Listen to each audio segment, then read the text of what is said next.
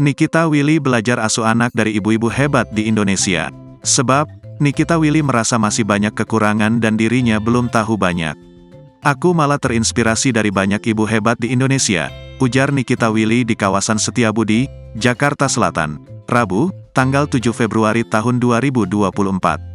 Nikita Willy mengaku meniru pola asuh para ibu muda melalui media sosial. Sebab, Nikita Willy belum punya pengalaman mengasuh anak sebelum melahirkan Isa Sander. Nikita Willy yang kini berusia 29 tahun itu menyebutkan, banyak ibu yang menginspirasinya dalam pengasuhan anak dan sering berbagi pengalaman tentang parentingnya di media sosial. Setiap hari mereka bangun pagi, mencuci, menyapu, ngepel sambil mengurus anak-anak dan suami, dan aku terinspirasi mereka, ucap Nikita Willy. Nikita Willy bahkan mengaku tidak bisa memasak dan sedang belajar memasak di rumah. Aku sok bisa memasak, tapi cuma jadi dagelan kalau lagi masak, ucapnya.